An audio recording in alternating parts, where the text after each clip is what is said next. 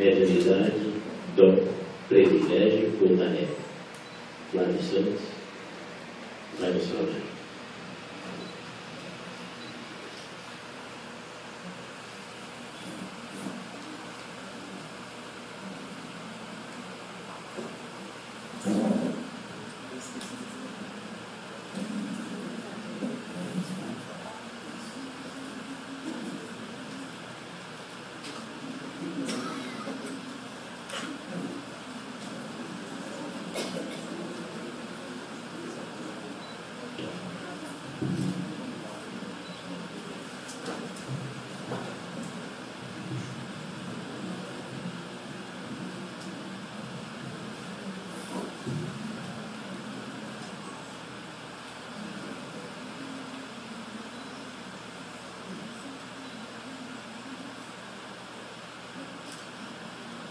Queridas amigas, caros amigos, senhoras e senhores, Deus seja conosco e nos envolva na sua proteção.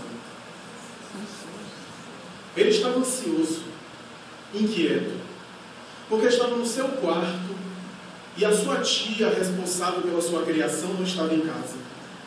Menino de 9 anos de idade, era o ano de 1840. Ele percebia que a cadeira da sua escrivaninha se movimentava de maneira insólita e estranha. A princípio achou que se tratava de uma brincadeira de alguém da família que deveria visitá-lo, porque a sua família, de maneira geral, morava ali próximo. Não obstante, o jovem, criança ainda de 9 anos, percebe que está diante de um fenômeno muito esquisito, porque quando ele vai na direção da porta de saída do seu quarto, a cadeira, de maneira estranha e fantasmagórica, para não dizer demoníaca, segundo as suas crenças católicas, as suas crenças dentro da religião oficial, se movimentou de maneira violenta para se colocar diante dele, impedindo a sua movimentação. Ele começa a tremer, está estupidificado, aterrado com aquela situação, estarrecido com aquela situação, e resolve, com uma ideia que deveria ter brotado na sua mente graças à ansiedade, dar um salto e pular pela cadeira, naturalmente entrando em choque, em colisão com ela e quase caindo, para sair dessa balada correria da casa, na direção da rua, a fim de conseguir colocar os pensamentos no lugar, a fim de conseguir compreender aquela ocorrência essa que há alguns dias atrás começava com sintomas estranhos, com estalidos, com barulhos, que chamava a atenção, e aquele menino de 9, 10 anos de idade não conseguia compreender. A criança, Daniel Douglas Home, com as características que os seus biógrafos narraram, pálido, um olhar melancólico, o cabelo espesso, embora não abundante, a Babilônia.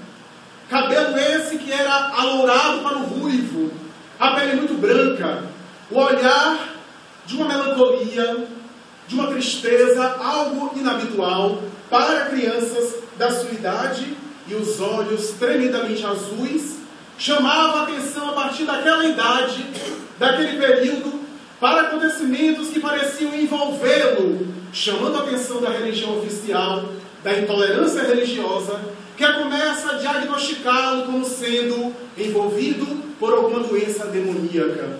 Ele, que era fiel aos preceitos da igreja, que também tinha características singulares, porque desde cedo encaminhado à igreja, não apenas gostava das temáticas, obedecia fielmente os preceitos, mas, mais tarde, na adolescência, vai revelar uma habilidade especial como orador sacro, porque na juventude de que ele fez parte dentro da igreja, muitas vezes ele era solicitado pelo padre para falar textos religiosos, recitá-los, dizer a respeito de temas católicos sobre o perdão, sobre o pecado, sobre a morte, que ele discorria com uma habilidade não convencional para um adolescente. O menino que nasceu em uma vila não muito conhecida, Curry, ou Curry, como se queira, que fica próximo de Edimburgo, capital da Escócia, portanto escocês, com 1 ano de idade, é encaminhado, não se sabe ainda por quê, porque os seus biógrafos não têm uma resposta conclusiva, com 1 ano de idade, encaminhado à casa dessa tia, afastado, portanto, dos seus 7 irmãos, para ficar com essa tia, talvez, porque os fenômenos insólitos que aconteciam com ele já causavam medo e chamavam a atenção da família, que por ignorância o afasta da convivência doméstica.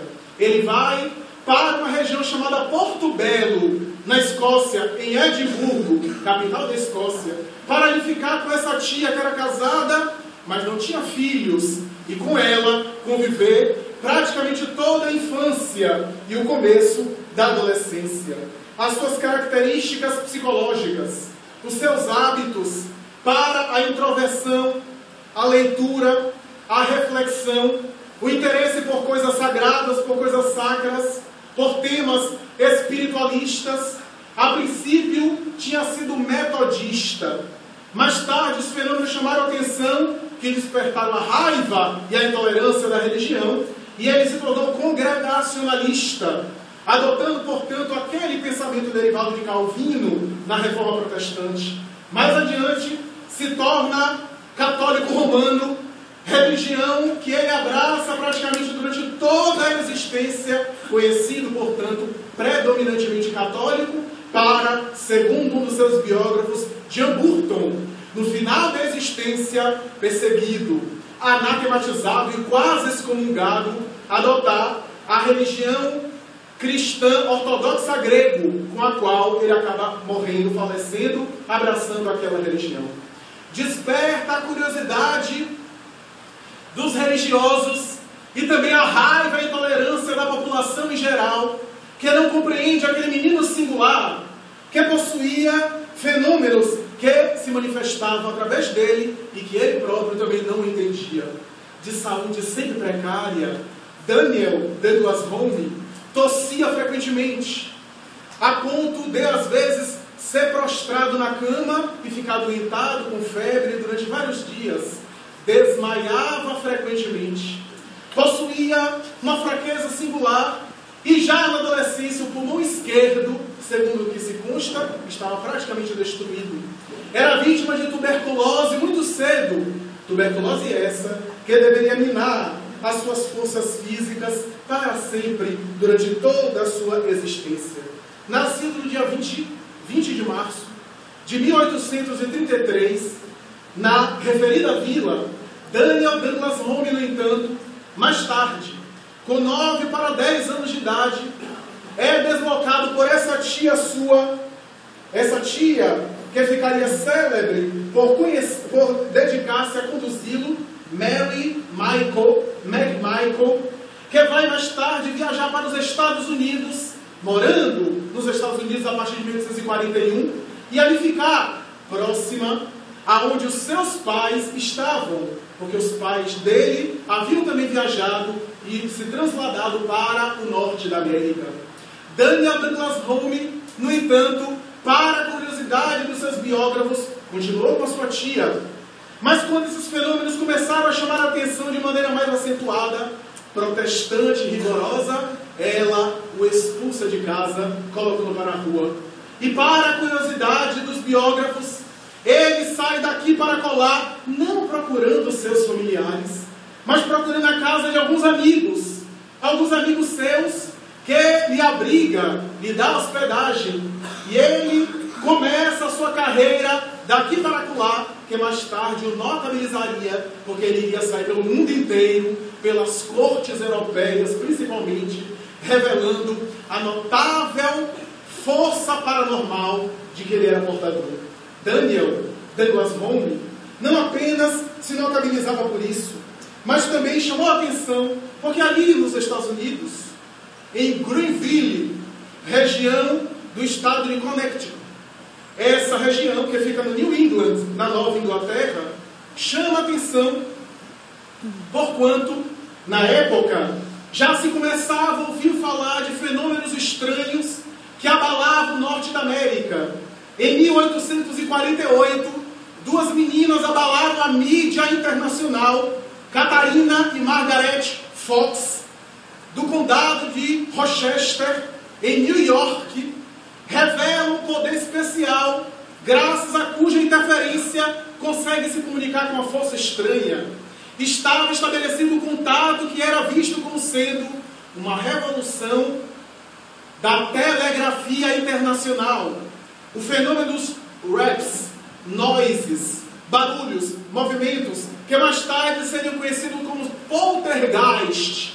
Esses fenômenos que fez com que as irmãs Fox conseguissem estabelecer um código de comunicação para travar contato com aquela força estranha que chegava a declarar, com uma sabedoria acima daquelas meninas de 14 e 15 anos, que era alguém que viveu naquela casa e que foi enterrado o seu corpo, o seu cadáver, no subterrâneo, no porão, no sótão daquela mesma residência, que ele era alfaiate, Charles Rosner, chamando a atenção da própria mãe, da família Fox, que sensibilizados procura, e segundo se consta em uma das suas biografias, consegue encontrar a alçada cadavérica, a estrutura óssea de alguém que deveria ter sido Charles Rosner, por conta de alguns documentos particulares.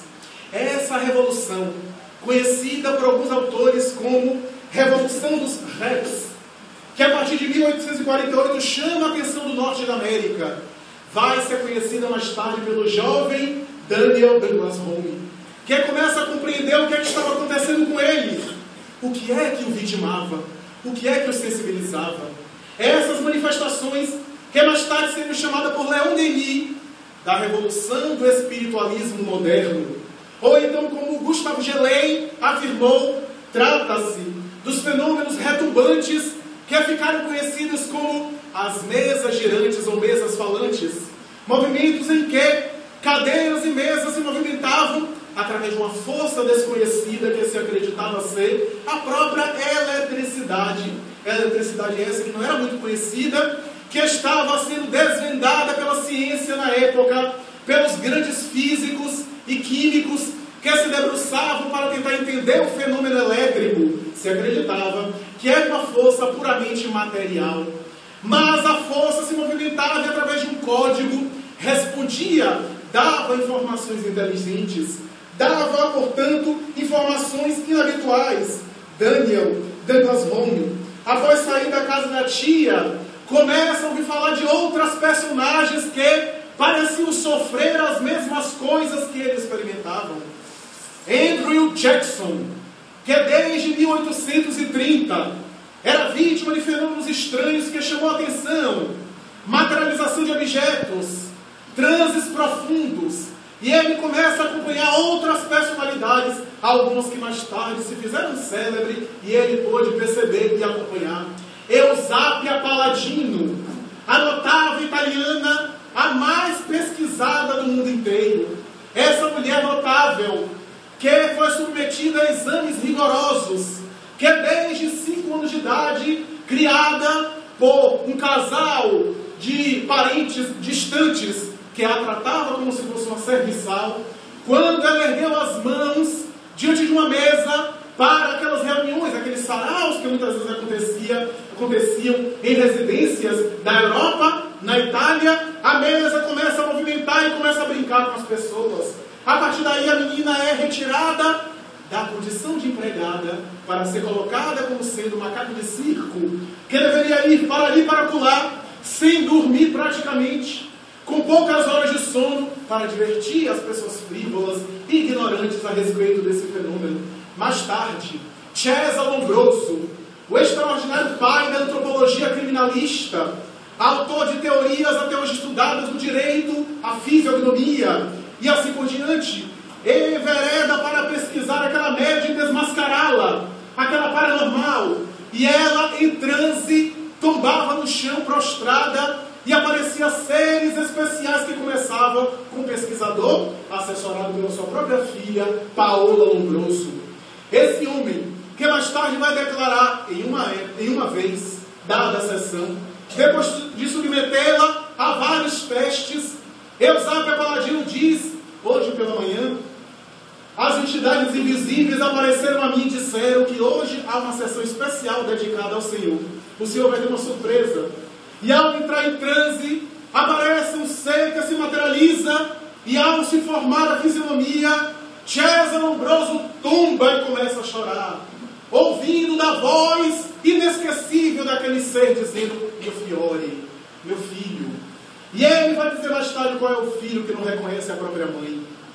Essa mulher que sensibiliza a cultura mundial, Daniel Douglas Home vai ouvir falar um pouco depois dele, porque era mais nova, mas que chama a atenção de maneira precoce. Ou outras personalidades como a senhorita de 15 anos, Florence Cook, que foi examinada por William Crookes, o célebre químico e físico maior, físico e químico, no apogeu da sua carreira, arriscando o prestígio que ele tinha como cientista, como homem de ciências. William Crookes arrisca sua credibilidade, porque tinha inclusive o título de nobilidade Sir, pela rainha da Inglaterra, para pesquisar aquela jovem Florence Cook e dar o seu aval quando o espírito ou fantasma de Kate King aparecia através dela, e ele teve a oportunidade de conversar, de tirar fotografias, de examinar e dar o seu aval favorável àquelas experiências. Daniel Douglas Home ouve falar desses notáveis momentos, dessas experiências, ao lado de um pesquisador, Charles Robert Richer, ou Charles Richer, fisiologista. Mais tarde, em 1913, ele vai ganhar o Prêmio Nobel de Medicina, considerado o pai da fisiologia moderna. Esse homem extraordinário se interessa pelo fenômeno também e examina entre várias personalidades uma senhorita, Eva Corriere, era um pseudônimo, de uma senhora chamada Martha Berrault, que chegava a entrar em transes, materializar seres especiais, levitar, provocar fenômenos insólitos que chamavam a atenção e que Richer tinha uma resistência de aceitar.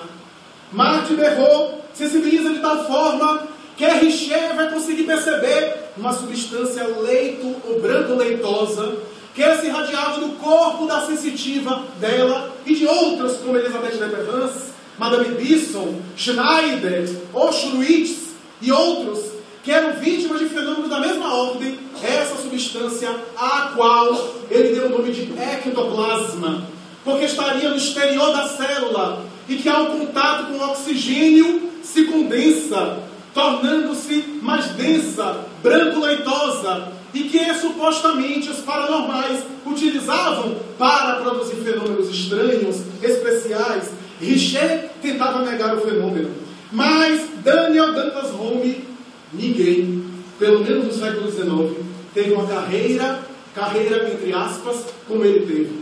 E ninguém sofreu tanto quanto ele sofreu de perseguições, de intolerância, de diatribes, de calúnias, de difamações. Daniel Douglas Home, desde cedo, foi tentado pelos subórdinos, com os quais ele se sentia profundamente ofendido, a ponto de não privar da amizade de algumas pessoas que tentavam lhe dar dinheiro. E ele ficava chocado e ofendido. Declarava enfaticamente que a missão dele era divulgar a imortalidade da alma. Ele era sincero consigo mesmo. A missão dele era divulgar a imortalidade da alma. E os espíritos, termo que ele usava, não concordavam com aquela ocorrência de ele usufruir dessas manifestações, de tal forma que a pressão das religiões, alguns chegaram a pressioná-lo para que ele fizesse fenômenos, para que a igreja considerasse milagres. Outros elegeram-no para que ele fosse um orador especial de determinada igreja. Mas uma própria voz lhe dizia que o caminho dele não era aquele. E ele recusava. O juiz Edmonds, da Suprema Corte de Nova York, extraordinário pesquisador de fenômenos, privou da amizade dele, se deslumbrou com Daniel Douglas Home e outras personalidades, mas ele era mais atacado, mais odiado, mais detestado do que aceito. Passou pelas cortes europeias como sendo médium, ou melhor, o sensitivo das cortes europeias.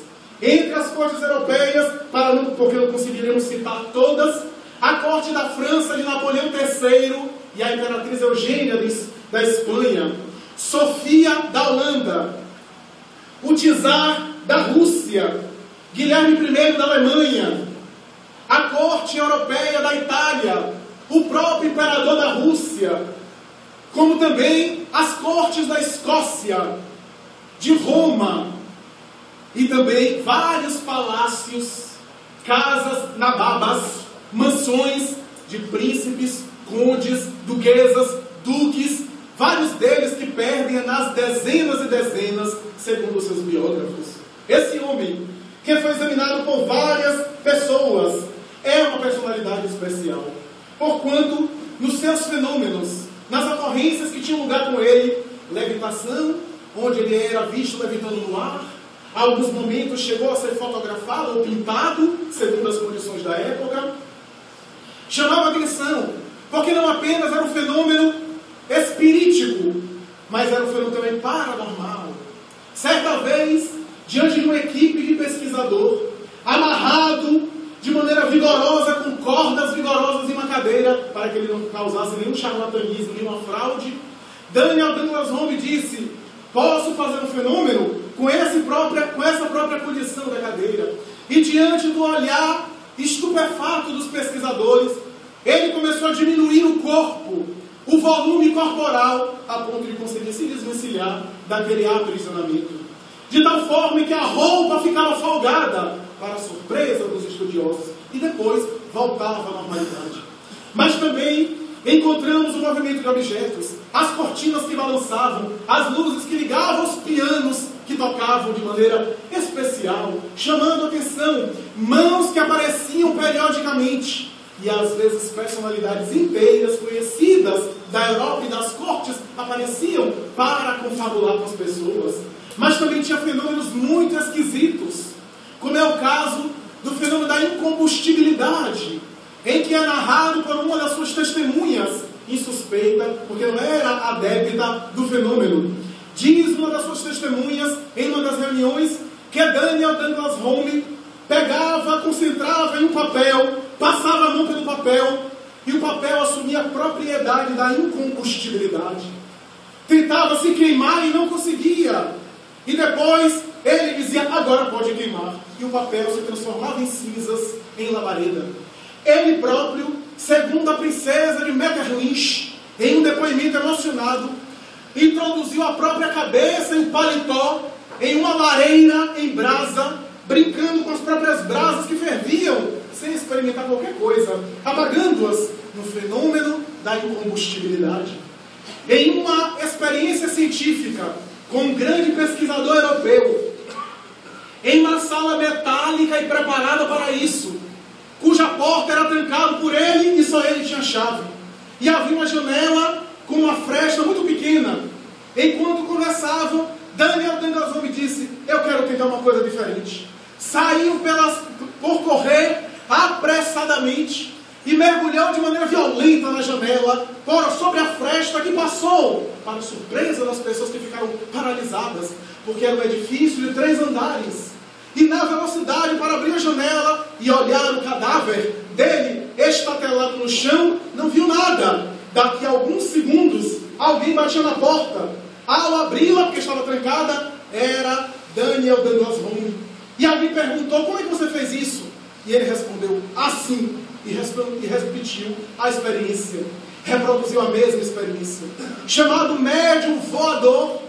Fenômeno que aconteceria mais tarde com Carlos Mirabelli, aqui no Brasil, levitando no ar e fotografado por várias testemunhas, por várias pessoas, inclusive em São Paulo, em Brasília, no edifício Martinelli. Daniel Douglas Home, no entanto, possuía fenômenos que chamavam a atenção. Em uma sessão especial com a imperatriz Eugênia e o imperador Napoleão III, ao se achegar no local, acontece um grande constrangimento, porque Daniel Douglas Home tinha esquisitices e exigências especiais. Uma das exigências é que a reunião não tivesse mais que 8 pessoas, que os espíritos não gostavam e que com ele deveria somar 9.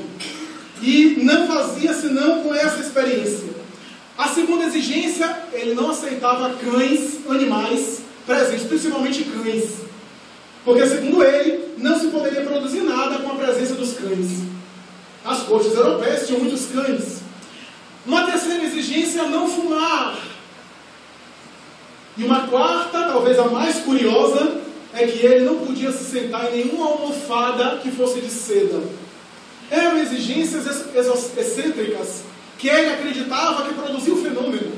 A grande verdade é que a princesa de Metternich, escrevendo uma carta para sua irmã, Henrietta, escreve que Daniel Douglas Home, um dia, na corte de Napoleão III, no Palácio das Tulherias, ao se aproximar do Palácio das Tulherias e entrar, ele fica pálido, olha para as pessoas e diz mais ou menos assim: infelizmente, com essa quantidade de pessoas, eu não vou poder participar da sessão. Eu peço licença para ir embora. E existiu aquele todo constrangimento, porque eram pessoas importantes, pessoas da sociedade, pessoas consideradas da elite, ligadas ao imperador. A imperatriz Eugênia se sentiu profundamente ofendida, porque foi ela que convidou o povo todo, se retirou do local. Mas Napoleão III disse: muito bem, vamos aceitar a exigência dele. Retirem-se as pessoas, só fica fulano Beltrano. E Daniel Douglas Home sentou-se na cadeira e os fenômenos começaram a produzir-se. Napoleão III disse: chame Eugênia, que ela tem que ver. A imperatriz voltou e a princesa de Metternich vai dizer: se eu não tivesse presenciado a sessão, eu diria que aquilo tudo era uma fantasia. Uma mesa que Napoleão III tem, que pesava 80 quilos, de madeira jacarandá pesado, ergueu-se no ar e começou a brincar com as pessoas, ameaçando golpeá-las. Depois voltou ao normal e tombou no mesmo local, enquanto Daniel Douglas Home estava ali sentado, visto por nós. Depois apareceu o pai de Eugênia. Ele apareceu, aí a princesa de Metternich, da Áustria, diz mais ou menos assim: apareceu e começou a falar com Napoleão III. Apertou a mão, porque Napoleão III disse: eu quero lhe apertar a mão. E ao apertar, puxou com violência, e ao ver, estava lá, um dos dedos haviam sido cortados, porque o seu sogro, o pai de Eugênia, quando em vida, havia perdido um dedo em uma batalha na guerra. Era, portanto, um fenômeno especial. O imperador Napoleão vai dizer: é meu sogro, trata-se dele, eu conheço meu sogro, é todo o estilo dele, é a personalidade. E Daniel Douglas Home era visto dessa maneira especial, mas não deixou de produzir inimigos,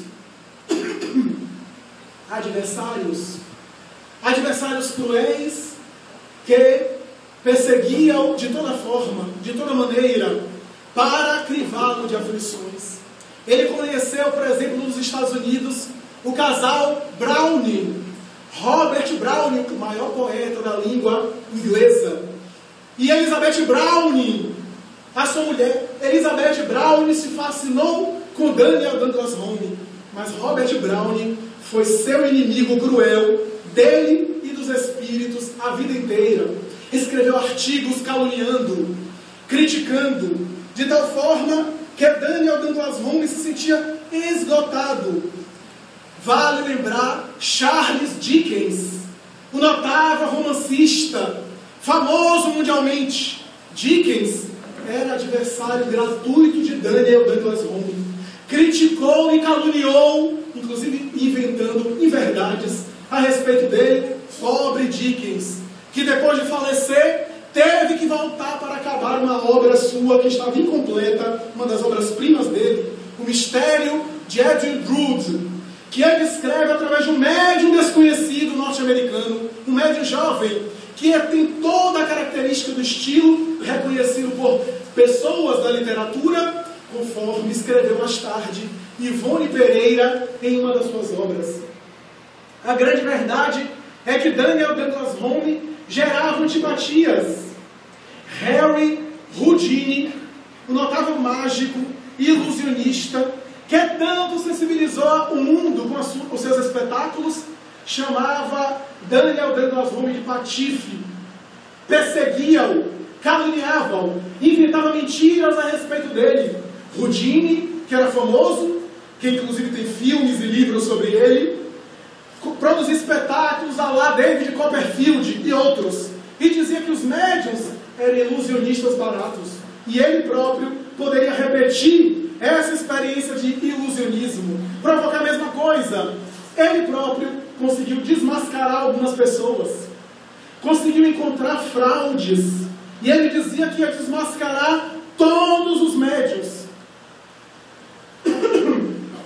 Infelizmente, à medida que os anos passam, a sua raiva, o seu ódio aumentava cada vez mais de Daniel Douglas Home, porque ele nunca conseguiu pegar Daniel Douglas Home em nenhuma fraude, em nenhum charlatanismo, em nenhuma fraude, a ponto de considerar no final da vida que Daniel Douglas Home é um homem enigmático, que ele não conseguiu conhecer os seus segredos para os fenômenos que ele produzia.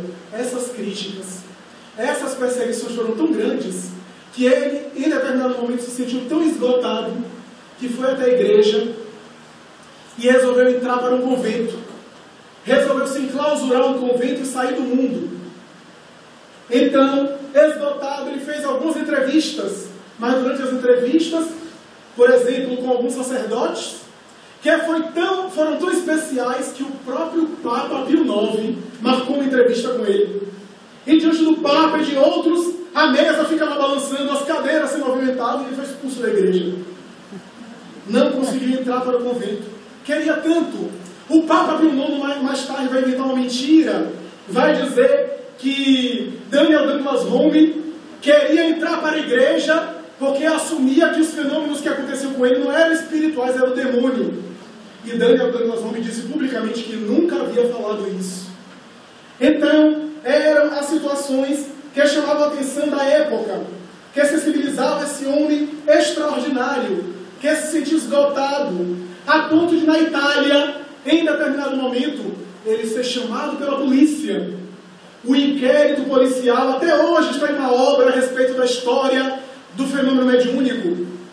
Esse inquérito que a polícia fez é muito especial, porque ele respondia com sinceridade tudo o que acontecia, até que no final já não tinha mais nada, não havia nada que pudesse incriminá-lo. O policial perguntou: como é que acontece o fenômeno? Ele disse: olha, eu queria dar a explicação, está registrado isso, eu queria começar a explicar para você como é que acontece, mas os espíritos estão aqui me dizendo que vão fazer pessoalmente aqui para você ter certeza. E a mesa começa a bater, a produzir barulhos, e o policial fica um pouco surpreso e amedrontado, mas diz: mas a mesa não está se mexendo, só está produzindo barulho, pode ser um barulho estranho, outra causa. E Daniel Douglas Home sorri e disse: não seja por isso. E a mesa começou a se arrastar. Então o policial estabeleceu um decreto com as autoridades, e mesmo ele tendo amizade com o cônsul da Inglaterra, que foi até a delegacia, ele foi expulso da Itália, ou melhor, de Roma. Foi expulso de Roma. Transitava para aqui e para acolá, chamando atenção, às vezes ajudado por amigos que tentavam mantê-lo, pelo menos na convivência, mas ele chama atenção por vários escândalos também. Mais tarde, uma senhora de 75 anos, a senhora Lyon, vai tomar de uma fascinação por ele, que adota ele como filho, e exige em cartório, inclusive, que ele coloque o sobrenome dela. E durante um tempo ele assinou Daniel Douglas Home Lyon. Mas a maledicência de um lado, as críticas de outro, e essa senhora que não tinha as faculdades mentais muito equilibradas, porque estava fazendo isso para chamar a atenção do marido, ou melhor, da família do seu ex-marido, porque o marido havia desencarnado, havia falecido, e ela estava numa disputa financeira, judicial, com alguns parentes do seu marido, chegou a oferecer a ele a expressão de 1.000 libras esterlinas que lhe deu de presentes, que era uma quantia colossal para a época, e que ele aceitou como presente, como mãe espiritual. Mas mais tarde, ela se arrependeu e levou a questão para a justiça. Houve um julgamento para solicitar que ele devolvesse o dinheiro e que retirasse o sobrenome dela. E ele sofreu muito nessa época. O juiz, depois de muito examinar, concluiu na seguinte frase, por questão dos autos: não consigo provar nada contra o Senhor, mas também não consigo provar a inocência do Senhor.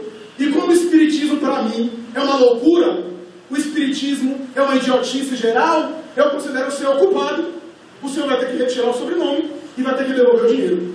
E ele foi naturalmente obrigado a essa experiência. sofrendo muito, conhece outras personalidades na época, porque vai ser examinado por vários pesquisadores. William Crookes examina ele e se deslumbra diante dos fenômenos que ele produzia. E outras personalidades como o grande Conan Doyle, Arthur Conan Doyle, o homem que escreveu Sherlock Holmes, que era espiritualista e mais tarde espírita, que presenciou sessões com o próprio Daniel Douglas Home, e na sua obra A História do Espiritismo vai dizer: Daniel Douglas Home é o maior paranormal do mundo moderno. De tal forma, chama a atenção porque são intelectuais. O juiz Edmonds, já citado, também participa de sessões com ele e dá o aval favorável a essas situações. E quando ele vai para as cortes da Rússia produzir esses fenômenos diante do czar da Rússia, ele conhece o médico pessoal do czar da Rússia, médico, pensador, filósofo, cientista emérito, Alexander Aksakov.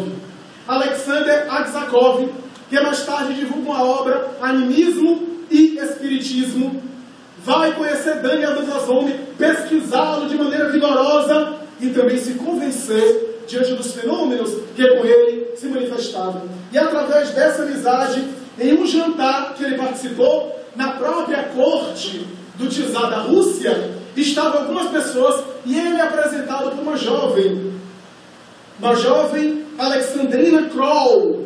Não é muito conhecido na história esse nome. O nome dela, ou melhor, o apelido dela, que ficou conhecido como Sasha. Ela era chamada carinhosamente de Sasha na intimidade. Que cita com ele de um lado direito ela, do lado esquerdo a irmã dela.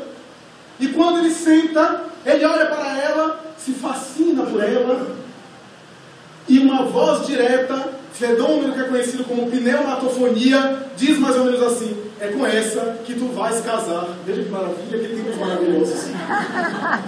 Mulheres ainda há chance. Então, essa expressão, é com ela que deves casar.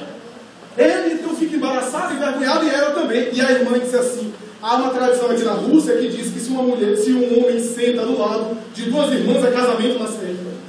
E ele, 2 a 3 meses depois, casa-se com Sasha. Mas o casamento dura apenas 4 anos, porque ela vai desencarnar de uma doença cruel, tuberculose. Ele era tuberculoso e contamina ela. Antes disso, tem um filho, Gregory.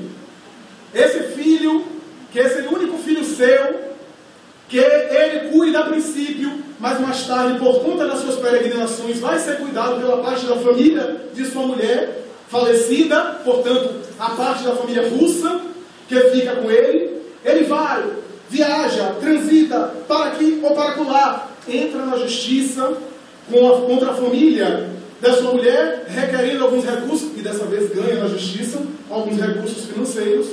Mais adiante, no entanto, Daniel Douglas Home casa-se por segunda vez com uma padrinhada também conhecida do czar da Rússia, chamada Julie de Gumelin. Essa senhorita, que era também russa, com quem ele se casa em 1871, a 16 de outubro, ele vai mais tarde morar na França e passa os últimos anos dele em Paris, na França, pelo menos residindo, embora ele ficasse daqui para lá, produzindo fenômenos. E mais tarde, ao desencarnar, ao falecer, Julie fica com seu filho Gregory, como mãe dedicada.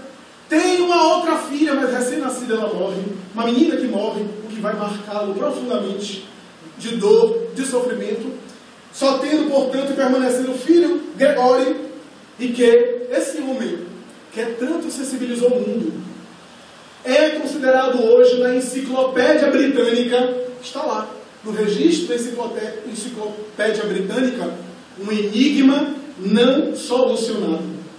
Um enigma não solucionado. Porque nunca foi pego em fraude. Porque na época os médiuns comercializavam, era uma questão cultural, era aceito isso, eram chamados sonâmbulos profissionais. E era natural que às vezes não houvesse fenômeno por conta da comercialização da mediunidade e as pessoas forçassem fenômenos. Embora fossem médiuns autênticas, as irmãs Fox foram pegas em fraude. Algumas pessoas defendem a ideia, alguns autores, que a própria Eusapia Paladino, médium autêntica, em determinado momento acabou fraudando. Mas Daniel Douglas Home, ninguém podia dizer nada, porque ele não aceitava dinheiro. não aceitava qualquer coisa que pudesse pagar a sua mediunidade. Era católico na maioria das suas vidas, ele foi católico, combatia a reencarnação, combatia de maneira feroz a reencarnação, acreditava, portanto, na unicidade da vida, mas um homem, educador francês, que na época já estava começando a chamar a atenção, a sua obra foi escrita algum tempo antes, mas a partir daquela época, 1860, as suas obras, os seus livros estavam começando a sensibilizar a cultura mundial, porque dava explicação racional, profunda, existencial para aqueles fenômenos. Esse homem, que era pedagogo e que preferiu ocultar, anular o seu nome para adotar o pseudônimo Allan Kardec, que é o pseudônimo desse educador francês, Hippolyte Léon Denis Rivail, vai perceber a presença de Daniel Douglas Home, e na Revista Espírita de 1858, no mês de fevereiro, vai publicar um artigo saindo em defesa de Daniel Douglas Home.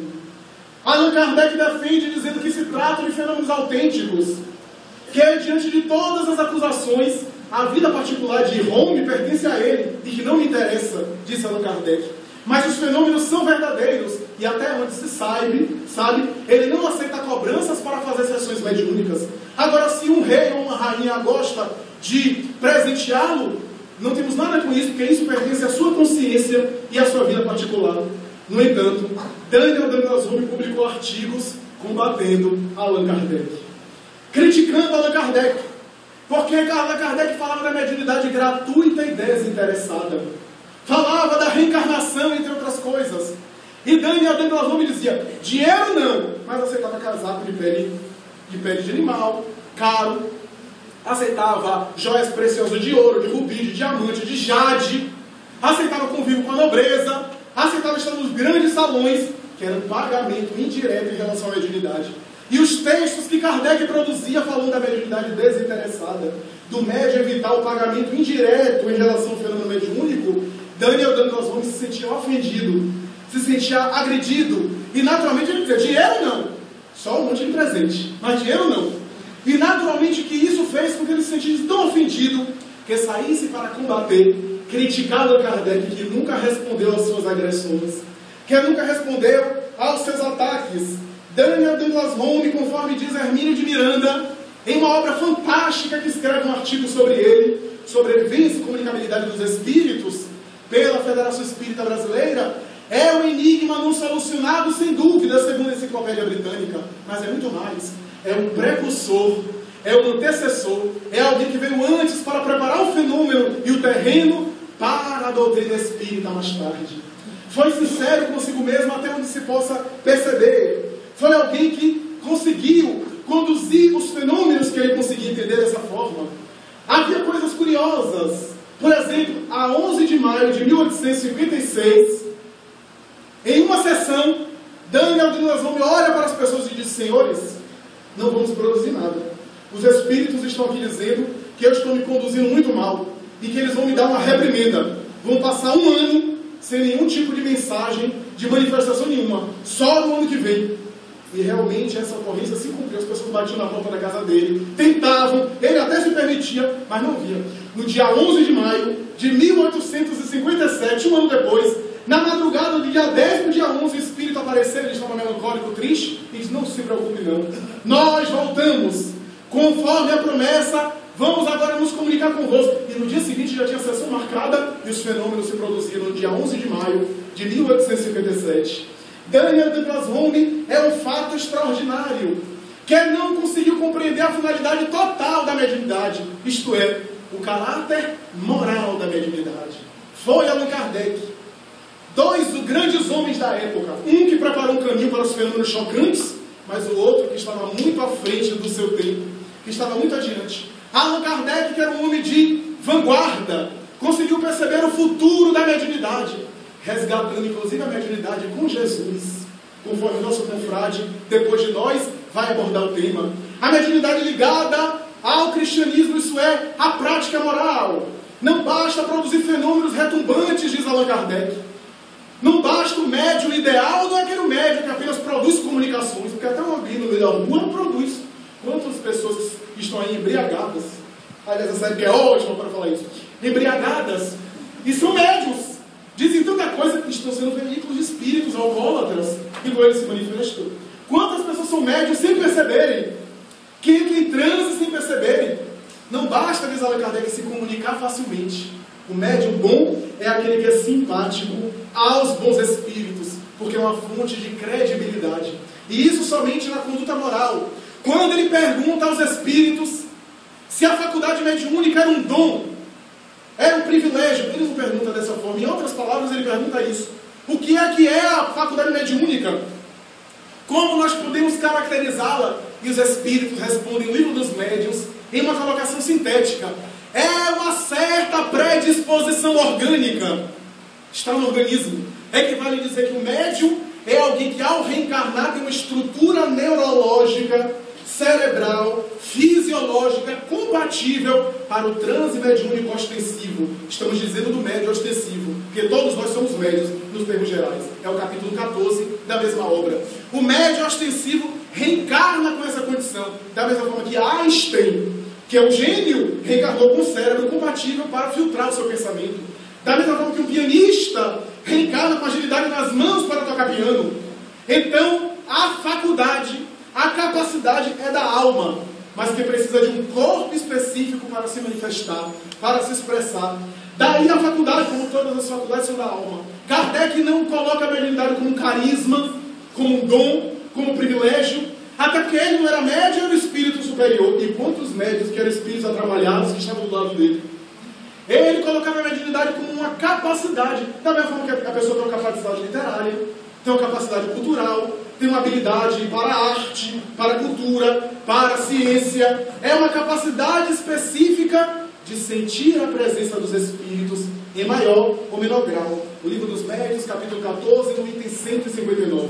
Mas ele vai dizer que essa faculdade não depende da moral. Isso é, para se manifestar, o médium não depende da moral. Dele ser bom, dele ser mau, dele ser perverso. Não. Não precisa da moral para se expressar a mediunidade. Da mesma forma que a inteligência. Há indivíduos que são inteligentes e são bons, e outros que são perversos. A inteligência é neutra, não é nem boa nem má. O uso que nós fazemos da inteligência é que torná-la boa ou má. A semelhança da mediunidade. A mediunidade é neutra. É uma capacidade. É uma capacidade de entrar em contato com os espíritos. Mas no capítulo Influência Moral do Médium, ele vai dizer que a moral é muito importante, senão indispensável, para um proceder na área da mediunidade saudável. Uma conduta saudável na área mediúnica. Um encaminhar de maneira positiva. Um desenrolar-se de maneira saudável. Daí porque a faculdade é neutra. Daí é necessário estudar a faculdade. Como diz o Espírito, Joana de hoje, eles uma mensagem. Celeiro de bênçãos. Quando ela fala, é necessário que o médium estude e se estude. Ela diz assim, estudar e estudar-se.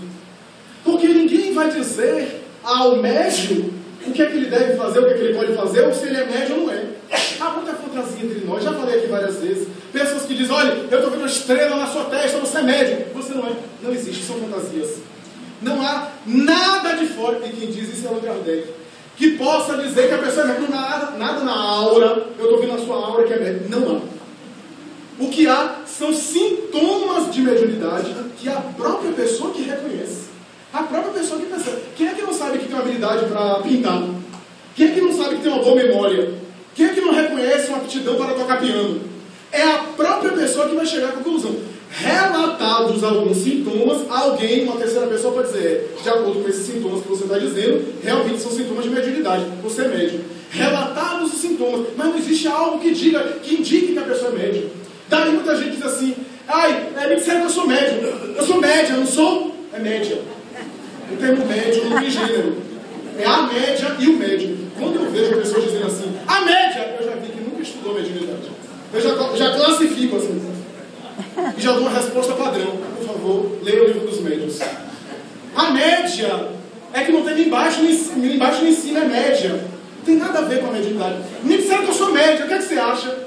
Eu disse, você sente alguma coisa? Não sinto nada. Então não é. Eu sinto isso, sinto daquilo, então é. É a própria pessoa que vai sentir sensações de presença, fenômenos estranhos, sensação de estar sendo olhada, de estar sendo vista, presenças que se aproximam, barulhos estranhos, coisas que ela vê que ninguém vê, fenômenos premonitórios, sonhos que acabam se acontecendo, saída do corpo, vidência, são alguns sintomas. Instabilidade emocional em alguns casos, a pessoa fica eufórica de uma hora para outra, daqui a pouco fica triste. Raul Teixeira conta isso em Diretrizes de Segurança, que ele ia para o enterro e ficava pior do que a dona do defunto. Ficava mais triste do que a dona do defunto. Ele ia para o casamento e ficava mais alegre do que a noiva. A depender do ambiente, ele assimilava o psiquismo do ambiente, se contaminava e perguntava: meu Deus, quem sou eu nessa história toda? Quais são as minhas reações nervosas? Quais são as minhas características de personalidade para diferenciar o que é do mundo espiritual que eu estou captando, porque é uma antena, e o que é da minha personalidade? Daí porque o autoconhecimento, daí porque a disciplina, tão falada por Emmanuel a Chico Xavier. Não que o médico tem que ter uma vida alienada, tem que comer só determinadas comidas, vestir de branco, andar que nem um psicopata. Não tem nada a ver. É uma pessoa normal, um cidadão normal, que atua na sociedade, mas a disciplina mental, dos hábitos, porque o seu raio de ação tem uma penetração maior. E se ele não tiver uma disciplina nos seus hábitos morais, ele vai mergulhar no abismo das perturbações, daquilo que Allan Kardec chamou da obsessão. Daí, meus amigos, a obra, o Livro dos Médiuns, deve ser lida, meditada. Daí Daniel Douglas Home teve o seu papel, mas a doutrina espírita vem para explicar aquilo que ele não conseguiu compreender. Vem dizer, conforme no Evangelho segundo o Espiritismo, capítulo Dai de graça, o que de graça recebeste, Allan Kardec vai dizer que a mediunidade deve ser vivida santa, religiosamente. A ideia do desempenho da mediunidade de maneira sagrada, no bom sentido da palavra, não dogmática, ortodoxa, mas sagrada, a seriedade da mediunidade. Daí porque é necessário educarmos as nossas condições mediúnicas, educarmos as nossas possibilidades, para que nós converjamos na direção do bem mediúnico, para que sejamos simpáticos aos espíritos bons, para que recebamos as entidades mais variadas, inclusive as sofredoras, que se comunicam conosco em sessões mediúnicas especializadas, porque a tarefa do médium não é só ficar recebendo guia. Eu sempre vejo com suspeito o médium que só recebe os guias, porque é uma coisa estranha. A faculdade mediúnica não é para isso, mas também é necessária essa flexibilidade. Quem viu Chico no Grupo Espírita na prece, as entidades mais grosseiras se comunicavam através dele. Quer ver o médium mais capaz, inclusive, de controlá-las, de controlar a sua agressividade, a sua exaltação. Mas depois, no final da mediúnica, vinha Emmanuel e dava uma mensagem, sensibilizava todo mundo e acalmava as pessoas. Esse médico tem uma flexibilidade. Então o médico só recebe espírito discutidor, só está dizendo da vida íntima do doutrinador, só está atacando o doutrinador. Pode ter aí o fenômeno do inconsciente, uma rixazinha, uma coisa pessoal com o doutrinador. É claro que há espíritos discutidores, é claro que existem espíritos que vão combater, mas há espíritos que estão tão atormentados que não conhecem o doutrinador, porque ele vai ficar agredindo o doutrinador assim, falando da vida pessoal toda hora. Não, há espíritos assim. Então ele recebe um discutidor hoje, amanhã ele recebe um espírito que desencarnou de maneira violenta, na outra semana ele recebe um sexólatra que está vítima da sua sensualidade no além, o outro que está vítima das drogas, que morreu de overdose. Existe essa variação. Se o médico só recebe um tipo de espírito, eu sofro muito, eu estou muito sofrendo, eu sou sofredor, é o inconsciente dele, que está se repetindo. Fenômeno anímico, que não deve ser combatido, deve ser tratado, deve ser encaminhado. Atos dos Apóstolos, capítulo 2, versículo 17. Nos dias futuros, disse o Senhor, em Atos dos Apóstolos, derramarei o meu espírito sobre toda a carne. O que é o espírito que derrama sobre a carne? Fenômeno mediúnico. E o versículo continua: vossas filhas e vossos filhos profetizarão, verão, curarão, perceberão, terão sonhos premonitórios. Está lá no Evangelho de Jesus a promessa de uma futura mediunidade geral. Quando a doutrina espírita estando na terra, pode orientar os corações. Daí porque, meus amigos, ter cuidado com a mediunidade, educá-la, direcioná-la, evitar, diferenciar os fenômenos nervosos das coisas que são mediúnicas. Pessoas que quebram o chão, quebram cadeira, dão murro de pessoas, saem catando cavaca, dançam macarena, e a gente acha que isso é mediunidade. Pessoas que têm ataque de epilepsia, você é médico, tem que desenvolver. Bota na mediúnica e a pessoa vai desenvolver loucura na mediúnica. Não faz muito tempo eu estive numa casa que a médium recebia passarinho. Não preciso dizer o que o passarinho dizia na comunicação. Qual era a comunicação dele? Toda semana na mediúnica o passarinho piava através dela. E eu fiquei pensando aqui comigo mesmo, meu Deus, se trata de um espírito mistificador. Está lá no livro dos médios, chame uma pedra que a pedra responderá. Existe espírito para tudo. Mas o pior é que nem isso era psicose mesmo. Porque um confrade nosso do movimento espírita, psiquiatra, disse: minha paciente tem alucinação, é psicótica. Por que essa criatura está fazendo sessão mediúnica? Ele disse: eu vou desencarnar. Então a gente está levando loucos para a sessão mediúnica e deixando os médios verdadeiros, às vezes, que são mais discretos, que não dão esses shows, esses espetáculos, fora da sessão mediúnica. Portanto, temos cuidado, educar. Por fim, meus amigos, para concluir, o médium Daniel Douglas Home possivelmente está de volta à Terra, em outro corpo, em uma outra experiência. Hoje, no movimento espírita dedicado ao bem e à produção da causa espírita, do conhecimento espírita, um trabalhador dedicado, tudo indica, conforme Luciano dos Anjos, conforme Hermínio de Corrêa de Miranda, já citado, conforme nosso confrade baiano Adilto Pugliese, que publicou uma obra recente a respeito do assunto, e outras personalidades, que esse médium estaria de volta, agora numa tentativa, com a mesma característica do passado, uma tentativa de peregrinando para aqui e para acolá, ressarcir por completo aquilo que deixou de ressaigo e de amargura no passado, que é a ética e o bom tom, para dar um exemplo de ficar quem foi quem, não me permite citar quem, mas algumas pessoas já sabem. Ele voltou, está aí como um grande expoente, um grande dedicado no movimento espírita. A doutrina espírita, portanto, nos diz dessa beleza que é a mediunidade, que vem iluminar primeiro o médium.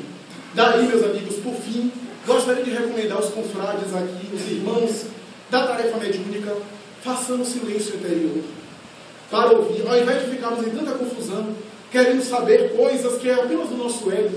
Façamos silêncio interior que captaremos com uma precisão maior, com uma nitidez maior. Façamos menos interrogações no momento do trabalho mediúnico.